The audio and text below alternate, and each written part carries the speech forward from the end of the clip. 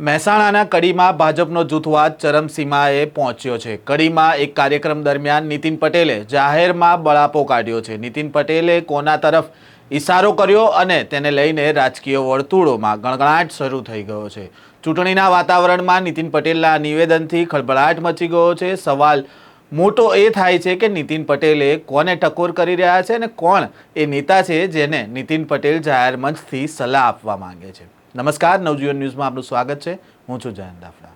લોકસભાની ચૂંટણી નજીક આવી રહી છે, તેમ ગુજરાતની રાજનીતિમાં ગરમાવો આવી રહ્યો છે। ત્યારે ચૂંટણીના માહોલ વચ્ચે રાજ્યના પૂર્વ ડેપ્યુટી સીએમ નીતિન પટેલે બળાપો કાઢ્યો છે। સામાન્ય રીતે નીતિન પટેલ જાહેર મંચ પરથી એકદમ બિંદાસ થઈને વિરોધીઓને મુંતોડ જવાબ આપતા અનેકવાર આપણે જોયા છે। ત્યારે ફરી એકવાર નીતિન પટેલે જાહેર મંચ પરથી શિખામણ આપનારા નેતાઓને ચેતવણી આપી છે। મહેસાણાના કડીમાં પૂર્વ નાયબ મુખ્યમંત્રી નીતિન પટેલ પ્રદેશ અને નવા નેતૃત્વને લઈને સૂચક નિવેદન કર્યું છે। તેમણે કડી ખાતેના એક કાર્યક્રમમાં કહ્યું કે તમે આજકાલના કડીને જાણતા થયેલા, કડીમાં કાંઈક તમને ખબર નથી, તમે આજકાલના આવેલા અમને શીખવાડો છો। હું અભિમાન નથી કરતો, પણ કડીમાં કયો કાર્યકર ક્યાં ચાલે અને કયો કાર્યકર ક્યાં ન ચાલે તેની મારાથી વધારે કોઈને ખબર ન પડે। વધુમાં નીતિન પટેલે કહ્યું કે અમુક લોકોને ઘરનો શીરો ખીચડી જેવો લાગે છે અને પારકાની ગંધાતી ખીચડી માવા જેવી લાગે છે। સાંભળો નીતિન પટેલે શું કહ્યું।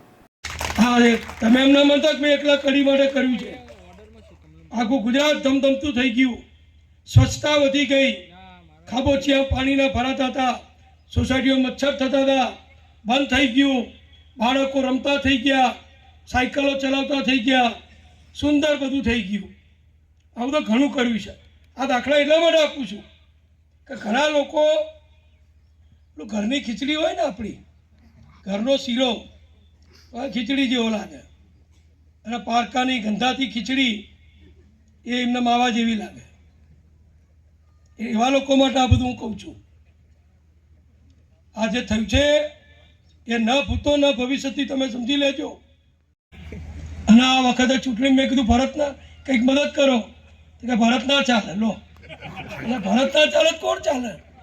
તમે આજકાલના આવેલા, આજકાલના કડીને જાણતા થયેલા, કડીમાં તમને કંઈ ખબર નહીં, એ તમે અમને શીખવણ આપશો? કડીમાં કયો કાર્યકર ક્યાં ચાલે અને કયો કાર્યકર ક્યાં ના ચાલે એની હું અભિમાન નથી કરતો, પણ મારા જેટલી ખબર કોઈને નહીં હોય। કડીમાં તટસ્થતાથી જોવાનું, કોઈ ચમચાગીરી નહીં કરાવવાની, કોઈ પોલસનગીરી નહીં કરાવવાની, કોઈને એને નહીં કરી આપવાના, તટસ્થતાથી કામ કરવાનું। નાગરિક બેંક આપણી બહાર બેસો કે 10 મિનિટ, તમે બહાર ગયા ને 15 મિનિટ બોલાયા કે તમારા વિરુદ્ધની અરજી રદ કરવામાં આવે છે, તમે મતદાર ચાલુ રહેશો। આ ચાલુ થયું તે આ મિનિટ સુધી અત્યારે તો ચાલે છે, કાલ હવે ભગવાન, પણ નડનારા ચાલુ જ છે હો। નડનારા બદલાય ખરા, એની પાછળ વાળા બદલાય, આગળ જઈને કગર્યું રજૂ કરનારા બદલાય, પણ સત્ય, સાચું, હકીકત એ હંમેશા આપણી પડખે રહ્યું છે। ભગવાનના આશીર્વાદ પડખે રહ્યા છે। એ ભાઈ ત્યાં ઊભા હતા કે આમની ઉંમર નથી થઈ વગેરે વગેરે, કોકે આપેલું હોય, એની બુદ્ધિવાળું નહીં।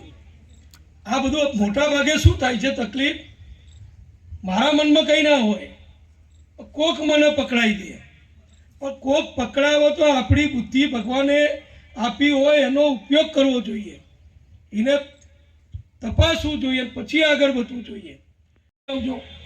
તો કમર નહીં લાગે, પણ એવા લોકોની સામે મને પ્રજા મારી જોડે છે, મને મારા હવે કંઈ લેવાનું નથી, સમજી લો તમે। હવે મારે કોઈ ચૂંટણીમાં ઉભા રહેવાનું નથી। મેં તો સામેથી જાહેર કરી દીધું કે હું ઉમેદવાર નથી। આ ભાષણ આપ્યું હોત તો જો એવું જાહેર ના કર્યું હોત તો તમે બધા મનમાં વિચારે કે ચૂંટણીમાં ઉભા રહેવાના છે એટલા ભાષણ આપે છે।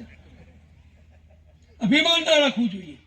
નીતિન પટેલ સ્ટેજ ઉપરથી જણાવે છે કે મેં આ વખતે કીધું છે કે ચૂંટણીમાં ભરતને મદદ કરો, પણ આ લોકો કહે છે કે ભરત ન ચાલે, તો ભરત ન ચાલે તો બીજું કોણ ચાલે? વધુમાં તેમણે કહ્યું કે તમે આજકાલના આવેલા, તમે આજકાલના કડીને જાણતા થયેલા, કડીમાં તમને કંઈ ખબર નહીં અને તમે અમને શિખામણ આપશો કે ક્યાં કયો ચાલશે અને કયો નહીં ચાલે.